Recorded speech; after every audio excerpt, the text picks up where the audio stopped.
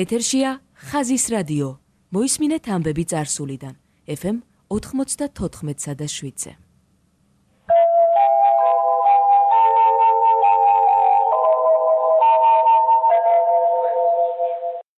ყურადღება. ლაპარაკობს თბილისი. დღეს 1985 წლის 14 აპრილია. გადმოიცემა უკანასკნელი ცნობები. საქართველოს კომპარტიის ცენტრალურმა კომიტეტმა იმსჯელა ქუთაისის ორჯონიკიძის სახელობის საავტომობილო ქარხანაში აგრეთვე საქართველოს გამსახკომის თბილისის ბეჭდვითი სიტყვის კომბინატსა და წიგნის ფონდში შრომითი დისციპლინის მდგომარეობის, კადრების დენადობისა და სამუშაო დროის რაციონალურად გამოყენებაზე. აღინიშნა, რომ ამ საწარმოების ხელმძღვანელები არ იჩენენ მომთხოვნელობას, ხოლო პარტიული, პროფკავშირული და კომკავშირული ორგანიზაციები არ ეწევიან შესაბამის მუშაობას, რის შედეგადაც აქ უკანასკნელ ხანს შესუსტდა შრომისა და საწარმო დისციპლინა. საქართველოს კომპარტიის ცენტრალური კომიტეტი მოითხოვს რესპუბლიკის ყველა საწარმოს ხელმძღვანელობისგან და პირველადი პარტიული ორგანიზაციებისგან, რომ მეტი ყურადღებით მოეპყრონ მუშაობას შრომისა და საწარმო დისციპლინის გამტკიცებას, მეტი მზრუნველობა გამოიჩინონ სტაბილური შრომითი კოლექტივების შექმნისთვის, ჩაატარონ სათანადო აუცილებლობითი მუშაობა, აღკვეთონ ფორმალიზმი, გაწვდნენ თითოეულ მშრომელს.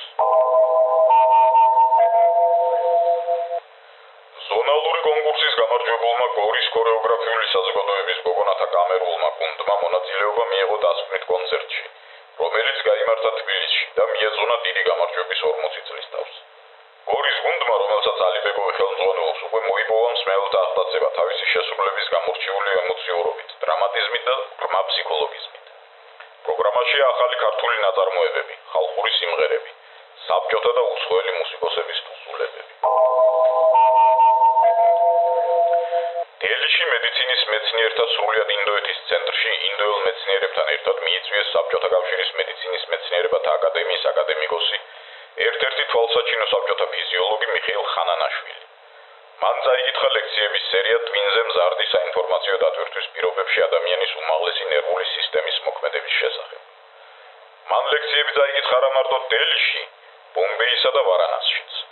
თვალსაჩინო დამსახურებისთვის ინდოეთის იოგას აკადემიამ მიხეილ ხანანაშვილი თავის წევრად აირჩია. მოსკოვის ახალგაზრდობისა და სტუდენტთა მე-12 მსოფლიო ფესტივალისთვის ორიგინალურ ნაკეთობებს ამზადებს თბილისის საშენ მასალათა კოლექტივი. მოსკოვში გაიგზავნება ლარნაკები დასახელებით, ფესტივალი 85 გოგონები, სინაზე, ჩუქურთმა, ცისკარი. სულ კომბინატი გამოუშვებს ფესტივალის ემბლემიან 1000-ზე მეტ ორიგინალურ კერამიკულ ლარნაკს. გადმოიცემოდა 1985 წლის 14 აპრილის უკანასკნელი ცნობები.